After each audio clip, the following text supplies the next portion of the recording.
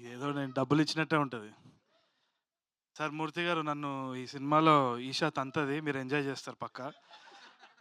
అది గాకుండా మేజర్‌గా ఏంది అంటే ఒక్కసారి అట్ట కొట్టండి please. Scene recreation. Okay. But జెన్యూన్‌గా నాకు ఇదొక ప్యాషనేట్ ప్రాజెక్ట్ అనమాట. చాలా మందికి అదృష్టం ఉండాలి to act and to transport lives. అంటే ఇప్పుడు బేసిక్‌గా ఒక సినిమా జర్నీ ఎట్లుంటదంటే మనకొక అవకాశం దొరుకుతది. ఇంకో లైఫ్ లివ్ జేయడానికి. అంటే ఆ కల్చర్ అనేది మనకు అర్థమవుతూ ఉంటది. కొత్త మనుషులను కలుస్తాం.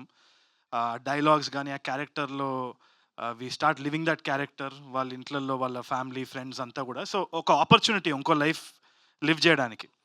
సో, నాకు ఆ ఆపర్చునిటీ కలిగించిన సృజన్‌కి అండ్ సజీవ్‌కి, all these wonderful people I worked with Vinod garu and Dheeraj. Dheeraj నిన్ను పొగుడుతాను నేను లైఫ్‌లో అనుకోలే గాని. నందు, బ్రహ్మాజీ సార్ వస్తే ఆ వైబ్ వేరే ఉంటది.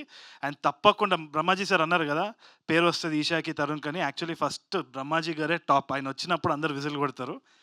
That's the way his character is అనమాట. చాలా చాలా బా చేసినారు అందరూ గూడా.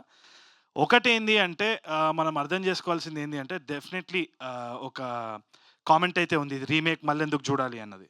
So, let's address that first. Remake అన్నది అది ఆ టాపిక్ నేను మళ్ళొస్తా గానీ, ఇప్పుడు గోదారి యాస అన్నది అండ్ ఇంకోటి ఆ కల్చర్ ఏదైతే ఉందో రాజమండ్రిలో పోయి when we shot mid summer, ఆ ఫుడ్ గానీ, అక్కడున్న జనాలు గానీ, అక్కడున్న వాతావరణం, వాళ్ళు మాట్లాడే తీరు ఏదైతే ఉన్నదో, దాన్ని యాజ్ ఇట్ ఈజ్ ఒక సినిమాటిక్ ఎక్స్‌పీరియన్స్ ఇవ్వడం అంటే ఇది ఈ సినిమానే రీసెంట్ టైమ్స్‌లో. నేను గ్యారంటీ చెప్తున్నాను. అండ్ అది మనము ట్రాన్స్‌పోర్ట్ చేస్తున్నాము చాలా మందికి. ఇప్పుడు నేను దానికి ఒకటే ఒక రీజన్ చెప్తున్నాను. Why should we watch it అన్నప్పుడు 'విజయం సూపరం పొర్నియనుమా' ఏదో మలయాళం సినిమా వచ్చింది. మీకు తెలుసో తెలీదో. 100 రోజులు ఆడింది ఆ సినిమా. 100 రోజులు ఆడింది. ఎన్నో అవార్డ్స్ వచ్చింది. అక్కడ మలయాళం ప్రెస్ గాని, ఆడియన్స్ గాని చానా చానా ఆదరించినారు ఆ సినిమాని. అది 'పెళ్లి చూపులు' రీమేక్. సో, ఒకటే చెప్తున్నా. It does not matter. దీంట్లో ఆనెస్టీ మీకు కనిపిస్తది. కనిపియకుంటే చూడకండి. నలుగురికి చెప్పండి చూడొద్దని చెప్పేసి. అంతే, అంతకంటే ఏం చేస్తాం? కొత్త టెక్నీషియన్స్ వచ్చినారు. We wanted to take a risk. దీంట్లో జెన్యూన్‌గా ఎవడికి they came out of love. ఆ సినిమా అంటే ఇష్టము. ఈ క్యారెక్టర్ చేయాలని ఒక ప్యాషన్.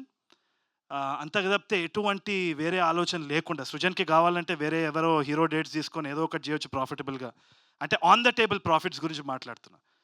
కానీ ఇంత రిస్క్ చేయడంలో ఎందుకు ఏముంది అంటే, అది సినిమా చూసిన తర్వాత మీకు తప్పకుండా తెలుస్తుందనేసి నేను అనుకుంటున్నా. It's full of heart.